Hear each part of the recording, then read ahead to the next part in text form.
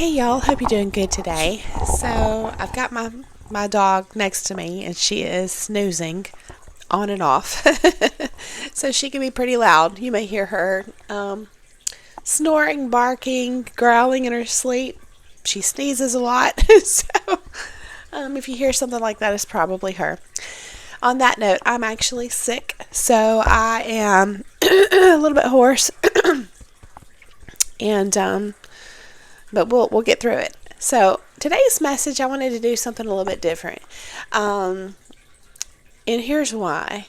When we are on a quest to make sense of hard things that we've been through, we can and look, studying is so important, I think, because there's comfort that comes with understanding, and and likewise, a lot of frustration when you don't understand. I was talking in my last video about mysteries and how people who are manipulative can, whether intentionally or not, appear very confusing to us and mysterious. And so it's kind of like it creates a little bit of, what would you call it, like an allure.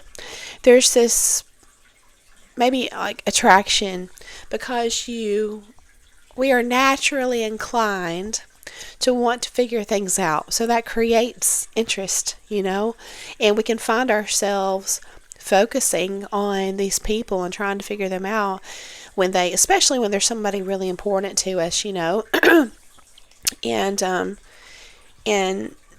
could go way down this rabbit hole with some additional thoughts on my last video, but we'll just pause there and shift gears. So, along with trying to reflect on your past and make sense of things, come the emotions. The emotions come with it, and processing, you're going to process things with your mind and with your heart, and it can put us sometimes into a sort of a depressed state. I hope you can hear me okay. That's why I'm holding the microphone close. Excuse me. But my voice is all over the place. Sometimes I shock myself because it can come out really deep. And it's like, anyway, we can just find ourselves stuck in negativity and negative emotions. And when our present moment is amplified with these negative emotions, it's sort of like it feels all encompassing. It feels, you can find yourself going into, like, sinking more and more into these negative emotions and feeling as if it'll always be that way, like you are forever cursed with this terminal illness of sadness. But it's not terminal. It is a season. It truly is a season. And I think it's good for us to remind one another of that, among other things. And so that's what the video is about today. And so I titled it, or I have intentions to title it anyway. Hang on, let me find my notes. 10 things you can do to take your mind off of negativity. Right? Things we can do to lift our spirits. So important for ourselves and, for others too. I think that when you experience something successfully yourself, then you are motivated to share that with others, So, all right. So, some of these are just kind of, hang on, let me go check on the cat. He's sick too. Hang on, I just heard him. Okay, sorry. He's all right. It was actually the other one. They're normally outside, cats, but I noticed earlier today that they were not. You can tell. It's like when you can tell when something's wrong, when they're off. They don't come to the door with their typical peppy little meows. It's like you can just tell. And so I think one of them, they're boys, so I think one of them got into a scuffle probably with another one, and he also has a cold. And the other one that I just heard, maybe it was just a hairball. I don't know what's going on, but it's really cold here. I'm down in the southeast, and we didn't get snow where I am. But which my daughter was hoping for again. Maybe we'll get another round of it before winter's over. I don't know. But it's still very cold. Anyway, sorry about that. But we, where was I? Oh yeah, when you experience something successfully, you're motivated to share what you did, right? And then that helps others. But, yes, so, some of these things I would not call, they may on the surface seem just kind of simple, but here's the thing. This is what I have found. It is, in fact, those simple things that can snap us out of negative thinking. It's those simple things that can, one of the words I hear a lot with people is ground us back, or just pop us back, snap us right back into reality, getting back in touch with your day-to-day life. And the thing is, when you are stuck in sadness or just negative thinking or dwelling on the past or whatever, it's hard sometimes to shift gears back into normal life, everyday life that feels unburdened. But it's really important that we push through. And so making a conscious effort through healthy, methods to shift that gear is important. And I hope that at least some of these help you. And at the bare minimum, I hope that they just are interesting for you, or just give you something to think about, okay, in a good way. So the first thing is, if you're a coffee drinker, this will apply to you. If you're not, just substitute the word coffee with tea or whatever. But try your coffee differently. This is something that's fun, and I'll put a little video I made at the end of this main video. I did a little short video. I'll add it on. But I've started doing that. I was going out and buying my coffee a lot, because for whatever reason I could not duplicate coffee at home like what I get at Starbucks and Dunkin' Donuts. I just couldn't do it. And so I was, it's expensive when you go out and you buy these single coffees like that, especially on a regular basis. It adds up. And so it's kind of like you have to put a little bit of investment up front into your different ingredients, like different creamers, flavored creamers, or even different coffee brands or whatever it is, to experiment. But I think it's worth it, because once you find what's delicious for you, in the end you're going to save a lot of money making your coffee at home. And the act of making your coffee can be something that can be sort of meditative, like an act of Zen, you might call it, meditation in movement, as you're moving about throughout your day, whether you're washing dishes, making coffee, or whatever. But, yeah, I even have this little, and I hope I can find it, and I'll drop a picture of it at the end also, because I haven't used it in a while. I forget about it. But I have this little espresso maker that is handheld, and it's meant for camping, but it makes some of the most delicious espresso ever.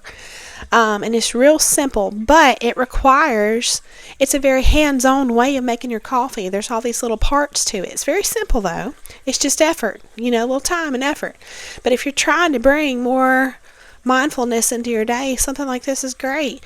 And so you just unscrew all the parts, and you have to, boil your water, pour your water in it, it's got a little scooper for your espresso, and put that in the cup, and you have to fit it all together just right without spilling your ground espresso. And then you close it all up, and then you have a pump. You unscrew the back end of it till it pops out, and then you have to pump it. And it puts, just like big expensive espresso machine, it duplicates that same function, and it applies the pressure to put the hot water through the grounds so that your espresso, because espresso is a bit different in the way that the machines work. It's different than a regular coffee maker. It's not the same. So this little device is not expensive at all compared to the big, multi-$100 espresso machines. And it's real simple to use. You just wash it. I rinse it out, and let it dry, and you can use it again. And I wash it every, 3 or 4 uses or whatever, but I rinse it in between. It's great. And it's absolutely delicious. In fact, I have to use creamer. Minimum, preferably creamer and some kind of sweetener with all of my coffees, but this espresso is so delicious. I don't need a lot of that at all. It's not it's almost like the same ground espresso that you buy and put into a Keurig or whatever machine you have. It can come out tasting bitter, but when you put it in this little machine, it's not. It's weird. I love it. So I'll drop a picture of that at the end if I can find it. So try your coffee different. Have fun with it. Just kind of see if you can invent your own way of making it and find just the right ingredients and just have fun with it, The second thing that you can do to take your mind off negativity is new recipes. And I'll as a part of that video I'm going to put at the end about making my coffee, I share with you all a new spice that I bought and how I use that in a new chicken salad recipe, and it's super simple and it's delicious. And if you're not one to really like cooking, then just try buying something simple like a new spice. You'd be surprised how much it can make just your average food taste gourmet. Like if you steam your vegetables, just adding a little bit of spice can totally change, their flavor. And I know this kind of seems like common sense, but it's one of those things where when you go through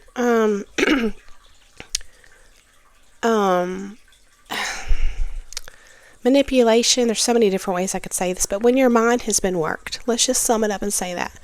When your mind has been worked, then common sense stuff that normally comes to you, like ideas, how to do something, what to do, it's kind of like that gets arrested. And it's hard to admit, but like this has been my experience. So that's why I share this stuff with you.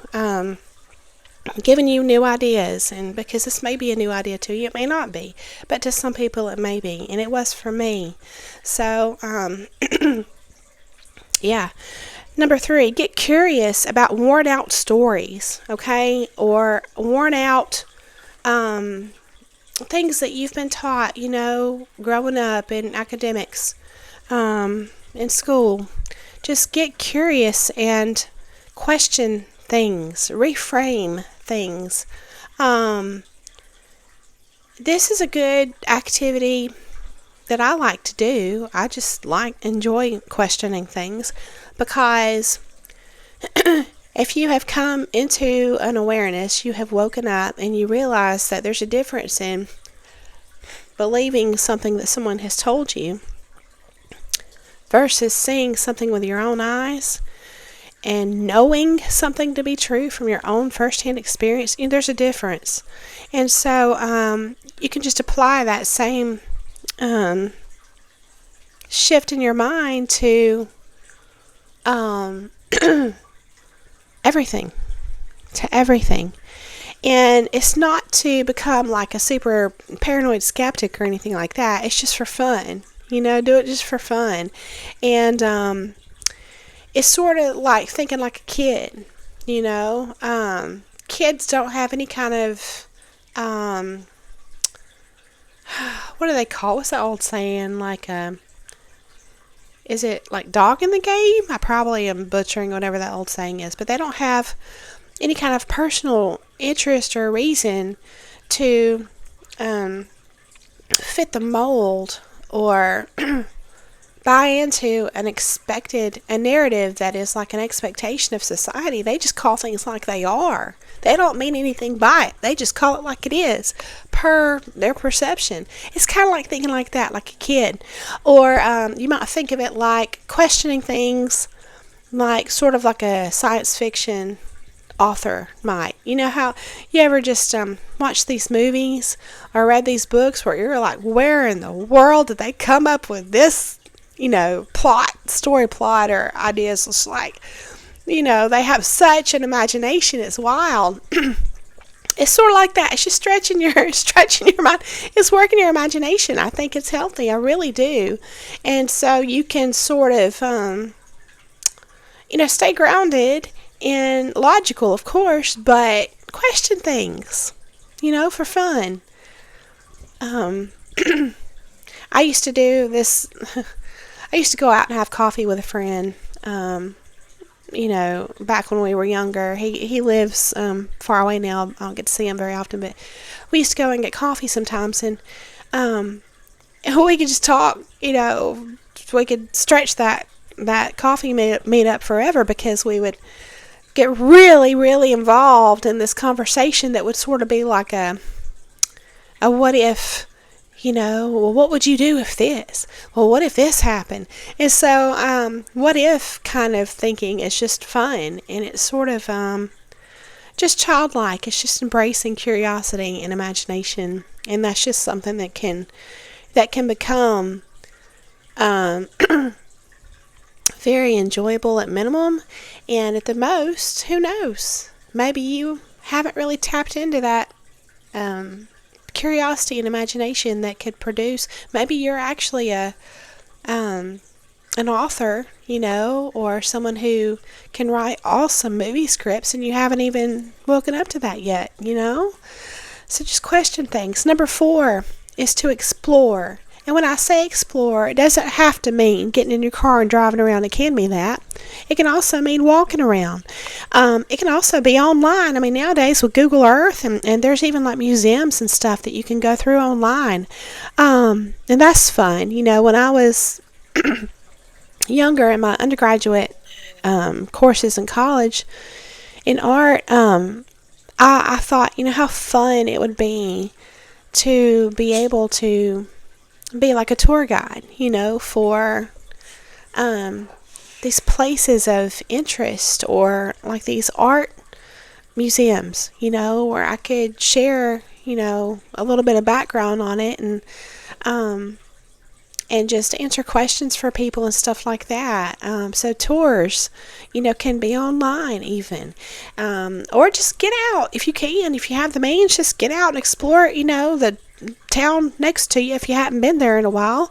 Go somewhere new. It's just fun. I had a friend a long time ago. He said that what he used to do with his other friends is he would flip a coin. They would all be in the car. This is when, when you're young and you're just looking for something to do, they would all be riding around. They'd reach a stop sign, and they're just enjoying riding together, and talking and making jokes and stuff. And they'd reach a stop sign, they'd flip a coin, and it would tell them which way they turn. So it's sort of like getting lost on purpose, but to have fun and to explore, and find a new place. So, just something fun that you can do, explore. Number 5 is to play. Now, this is something that is very personal for me, because I'm going to share some of the playing that I've been doing with you all. And, I love to draw and paint. And one of these days, I'm going to share some of my old artworks with you when I can find them. But, when you're creating, there's a difference in playing versus creating. And I'm taking art as an example here, because you can play in a lot of different ways. But one of the main ways I like to play is to do art.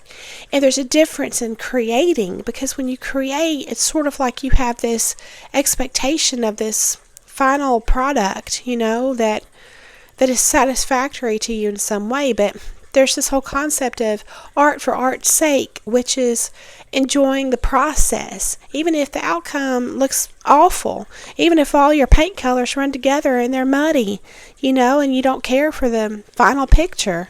Did you have fun? Well, if you did, that's all that matters. So that's what play is. Playing and creating can be the same thing, but it doesn't have to be the same thing, because there doesn't have to be an end result. Just play for the sake of playing. As an adult, I enjoy puzzles, and I truly enjoy playing with my daughter. I really do. It's a lot of fun. But even when, it's just me, I like to play. And I would have never in a million years thought that I would be doing Legos. But, my daughter got me some Legos, like a wildflower bouquet Lego set, and it was awesome. It's so much fun to put together, and I loved it so much. I was like, for my next gift or whatever, I would love that. So she got me roses, Lego roses, and it's just a joy. It's so much fun to put together. So, they're cool to look at too when it's finished, but it's the process that's fun to me, But they even make these little, they're sort of like presented in the stores like a little gift set, but they make these little Zen sand sets. They have like a little rake and little mini shovel, and the point is that you play with it, and it's a mindfulness thing. It's meant to get you, focused on the present moment, drawing lines, wiggly lines and swirly lines, spirals, whatever, in the sand, and then you just rake it clean, do it all over again. When I was in my art classes years ago, at some point, I learned about mandalas. And I think you can pronounce that differently, but I call them mandalas. And they're just these circular, symmetrical artworks that are just sort of like patterns. And historically, the origins, as far as I know, come from monks, that they would create these mandalas in sand and maybe other materials too, but they would spend all these hours creating these beautiful artworks in sand, and they were temporary. Hours and hours, maybe even days or weeks, and they would be gorgeous. And then it, it would be wiped clean or done away with. So, mindfulness, getting lost in the present moment, finding beauty in life itself, that's what it wakes you up to. That it's your very breath, the breath of life. It's such a gift. And when we get focused on negativity, which, look, we have to give it its due attention to heal. We really do. And I'm not trying to guilt anyone for that, because I've spent lots of time crying and asking why and praying and, trying to think about things differently and questioning myself and questioning everybody else. And,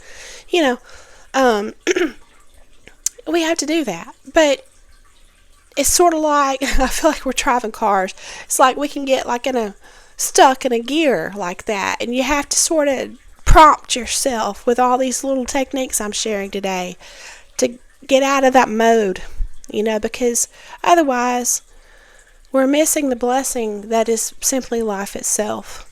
So, number 5, play. So, number 6, I wrote nurture nature. And what I mean is this, I've got pets, we've got pets, and I do my best to take care of them to the best of my ability. The fish, all of them. We even help little bugs. If we find bugs, we'll, they kind of look like they're struggling, or we'll try to help little bugs make a little mini terrarium or whatever. It's fun. I like it. But even if you don't have pets, just the wildlife out there, I think that it's beautiful to help them. There's a lot of thought to not interfere, because then they can, with feeding them or whatever, because then they can kind of be become, what's the word I'm looking for? Essentially dependent on, you know, whatever, people are doing to help them, like humans feeding them or whatever. They can kind of become dependent on that, and you're interfering with nature and their normal processes and all this stuff, maybe possibly cutting them off from their instincts over time. I don't know. But I personally, I feel good personally about putting out bird seed in the wintertime for the birds and stuff like that, And so even if you don't have pets, wildlife, And I mean, there's been a lot of people to help little wildlife animals when they're little wild animals when they're injured, And if this is not like you. When I say you, I mean me.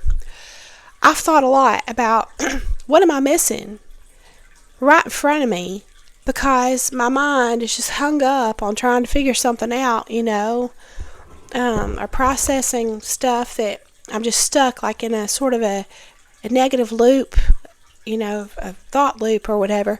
And there could be some little animals out there just waiting for us to help them, or waiting at the animal shelter to be adopted, and maybe you have room to adopt, inside or outside or whatever. Maybe you're able to do that, but maybe it hasn't even crossed your mind because you're just stuck in that loop.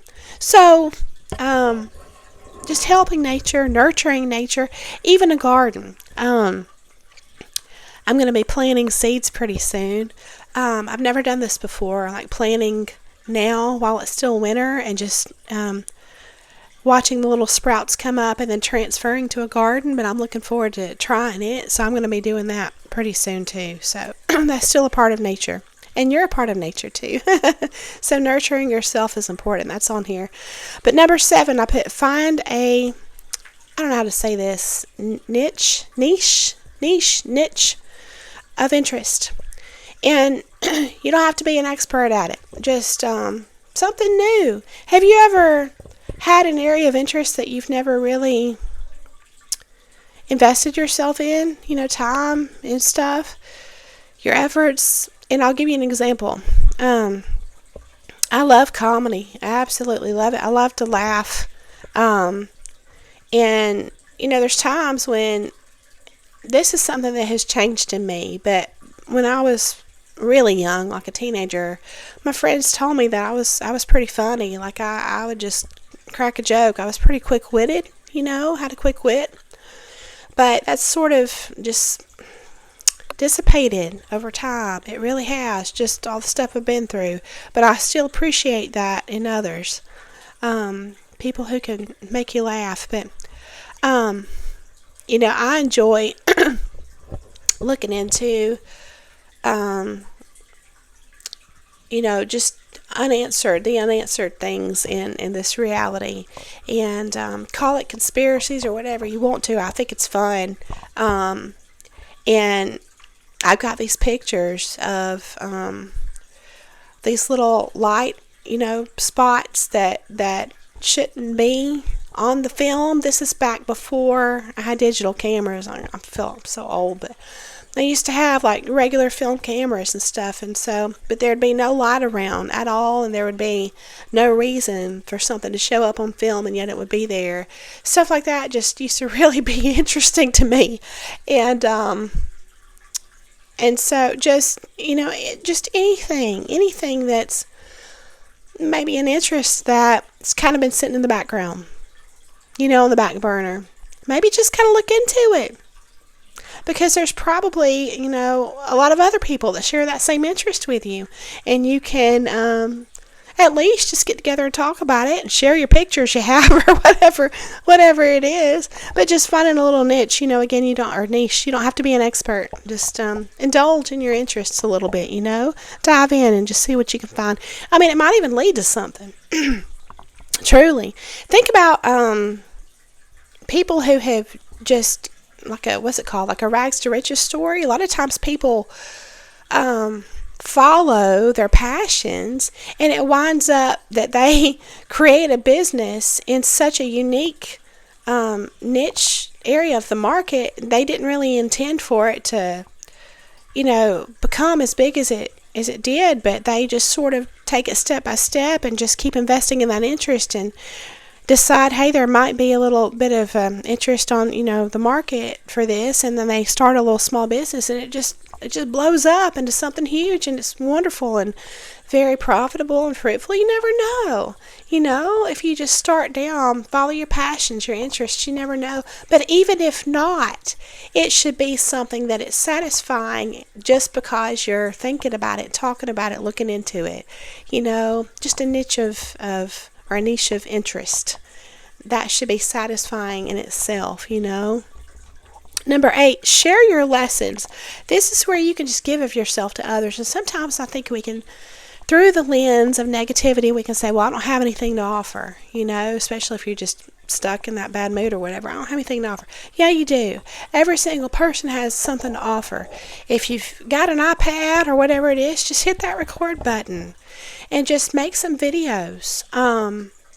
Just sharing your life experiences and your lessons, because one day that might help somebody.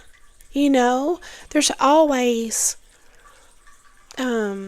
something within a person that can be shared and very fruitful because it is shared.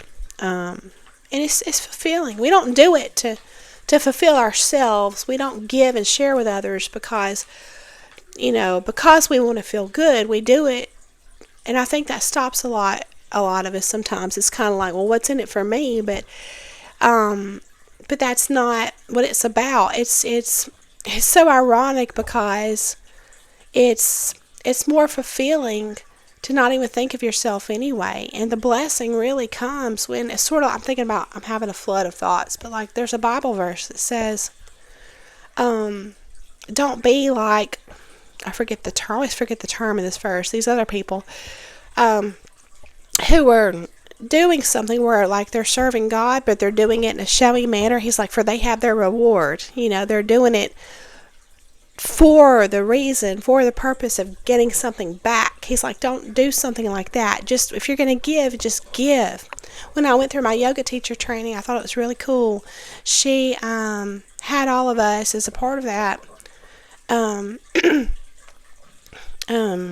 invest our time, volunteer is the word I'm looking for, volunteer our time somewhere at a local farm actually and help out.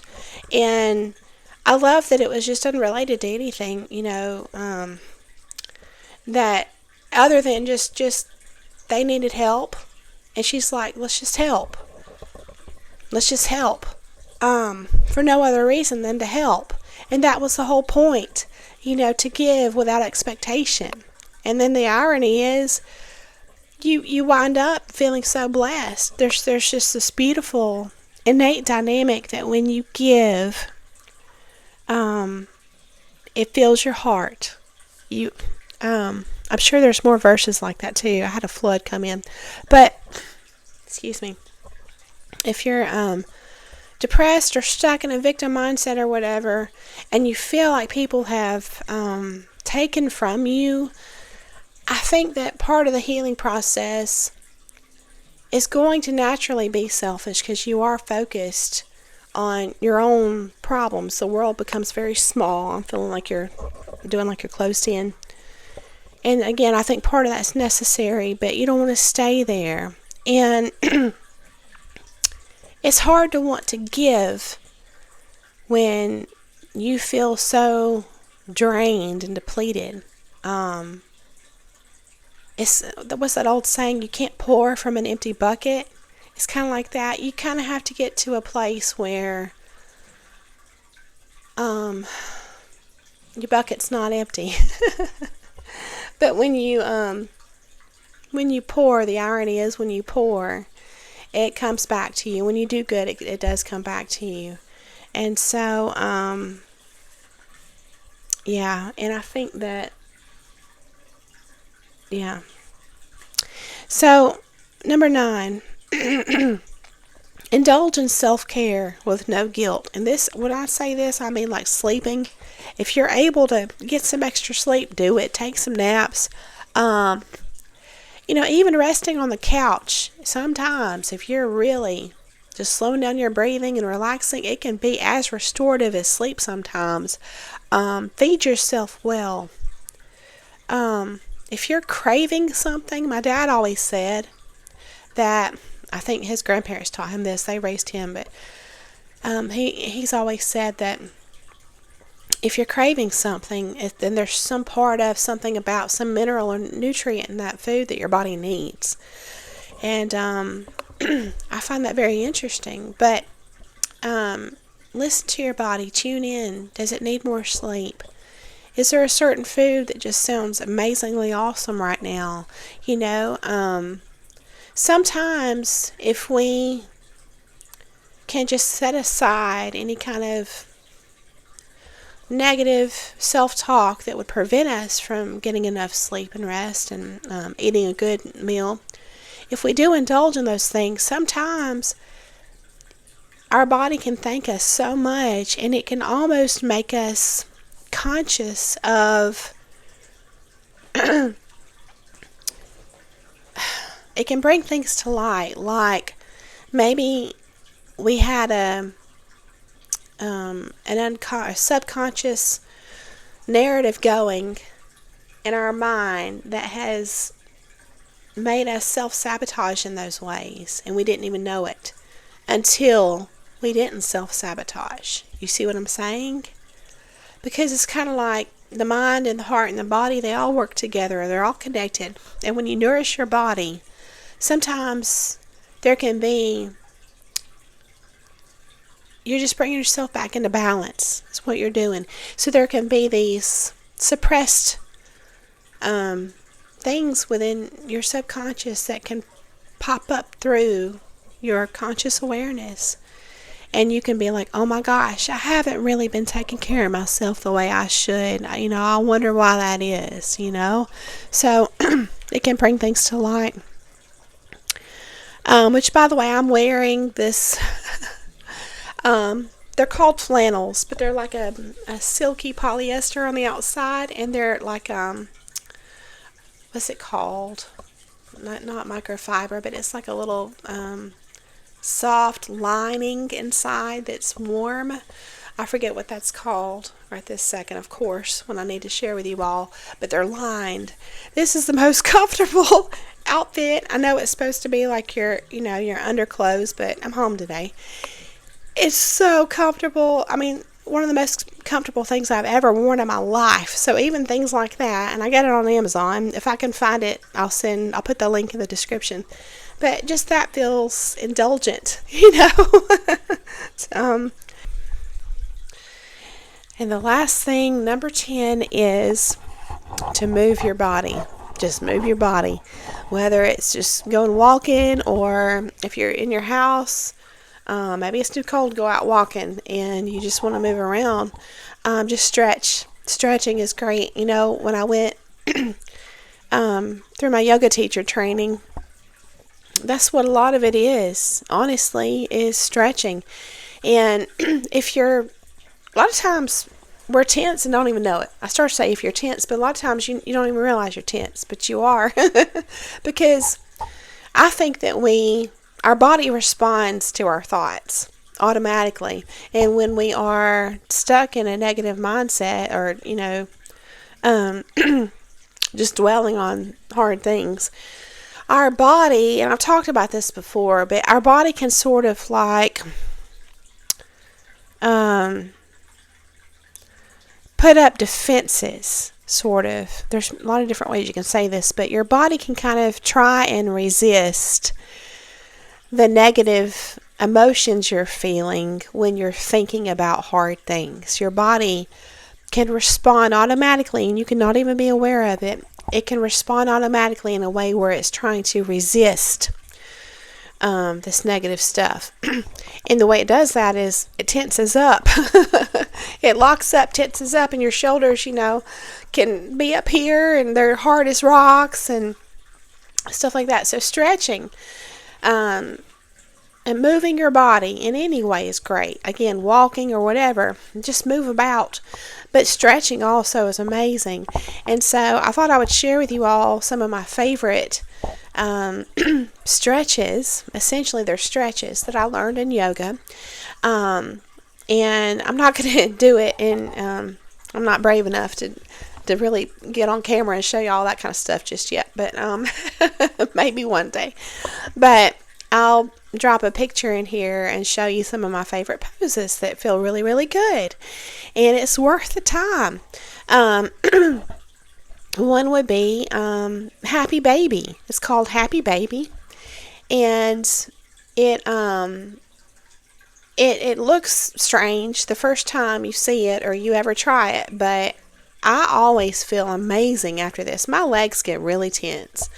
And so this winds up just stretching out your back. It stretches your hips and your legs all the way down to your feet. It's wonderful. And grabbing onto your toes with your fingertips, it stretches your arms and shoulders. It's almost a full body stretch. I love it. I absolutely adore it and love it.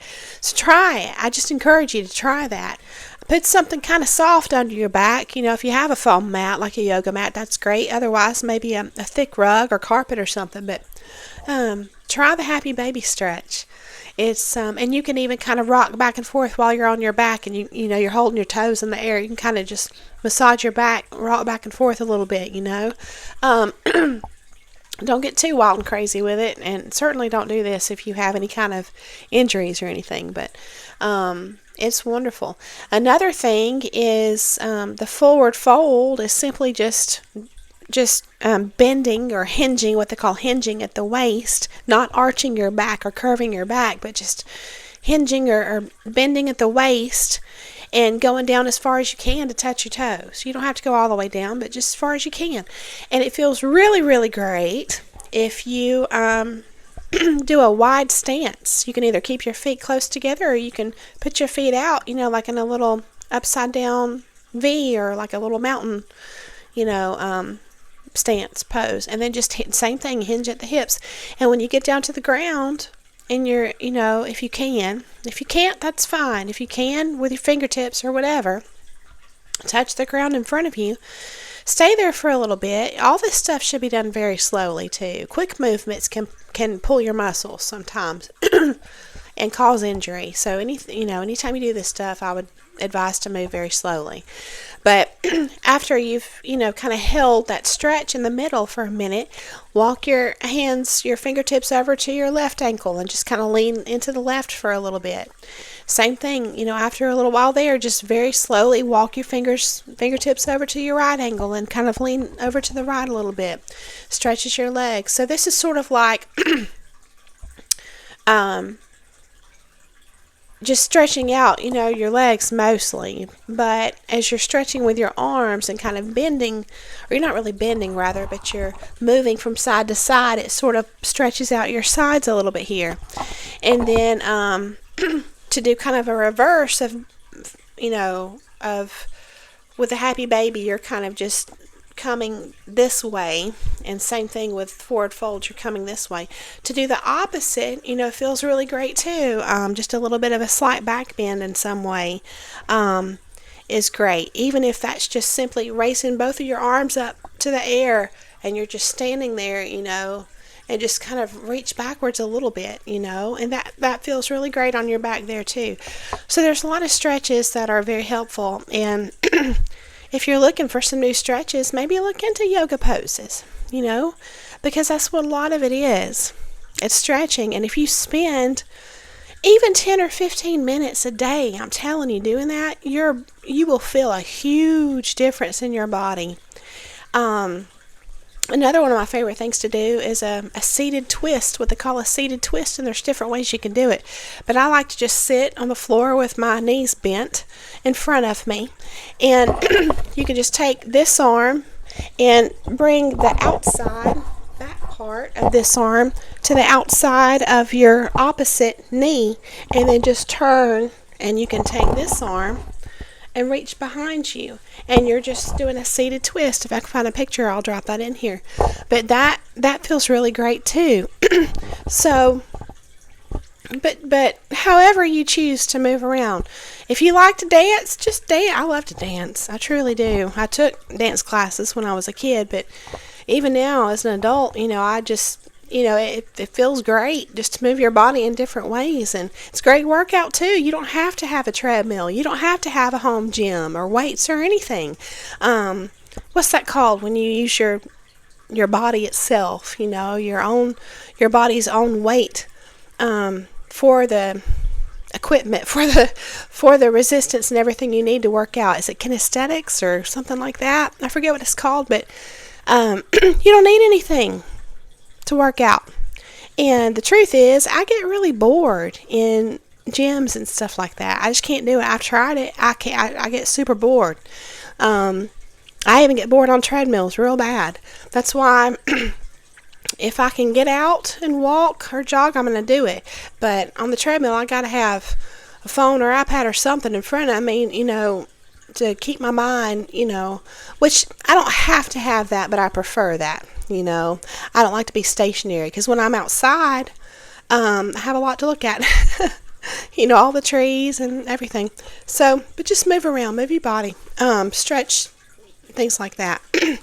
And then what can happen, especially if you have been stuck in some negative thinking, is after you move your body around real good or you stretch and you realize how much better you feel, same thing as if you consciously make an effort to sleep a little extra or eat a little extra or whatever it is. After all this stuff, you can think, man, I feel so much better, that it's like you have to get there first, feeling better, to even recognize how bad you did feel. Or how sleep deprived you actually were.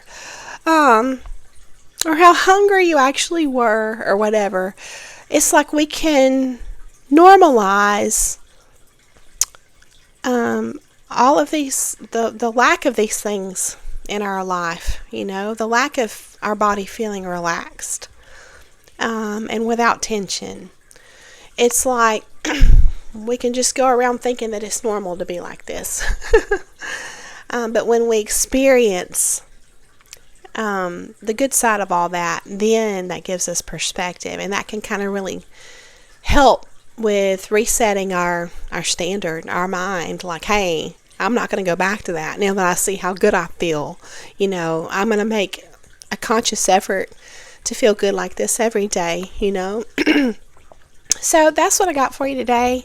It was a little different. I hope you enjoyed it nevertheless, and I'd love to hear your thoughts if you feel called to share them in the comments below. If you enjoy this, you can hit the thumbs up, and I'd love it if you want to subscribe. I'm going to try to keep it positive here. We're going to keep focusing on growing and healing and discernment, and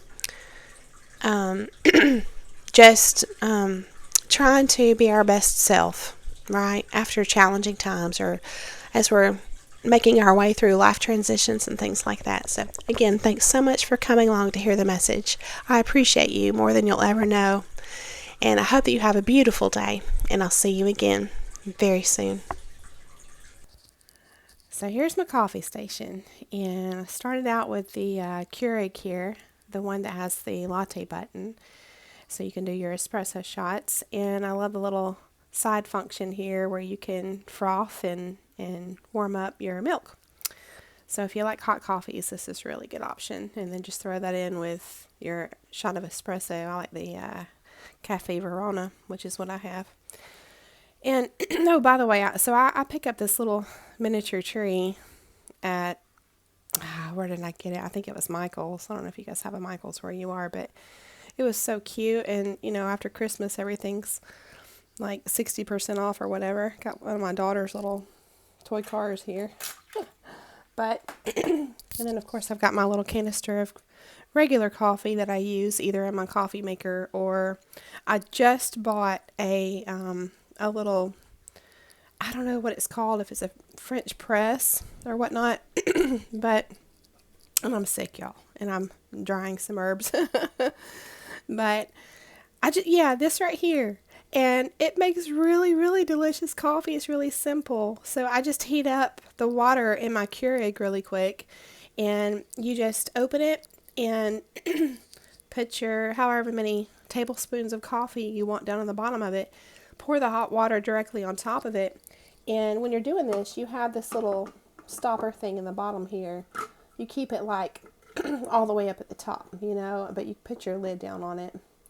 And so, I can't do it with one hand, but so you just kind of close the lid, but keep the stopper up here. And then you just have your coffee grounds and your hot water, and it just sits there for like, I think the recommended time was like 4 minutes or so.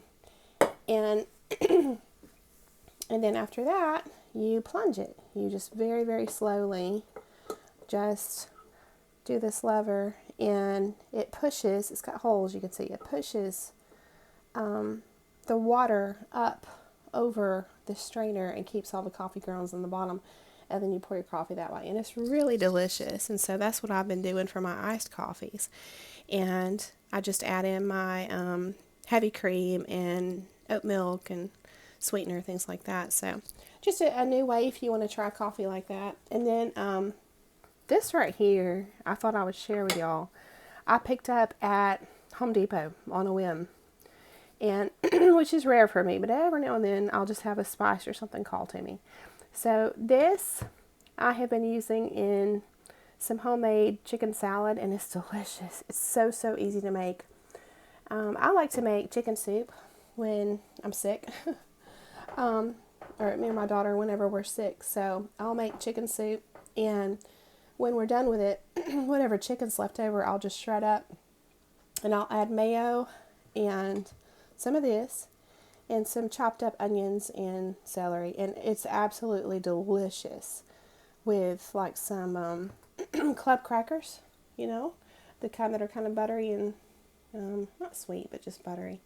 So there's a recipe for you, a really simple recipe, easy to make. I guess you could probably use like canned chicken if you don't want to use leftover chicken from chicken soup. I'll share that recipe too. It's real simple, super simple if you've never made it. But and then this coffee here, 3 different options for coffee: your Keurig regular coffee maker or this. But yeah, I'd like to hear what you like, and if you have any recommendations on a coffee recipe or just a simple little I guess what we would call here in the South like a throw together recipe for leftovers or whatever, you know, it's kind of nice when we can share this stuff with each other. So just thought I'd share with you all.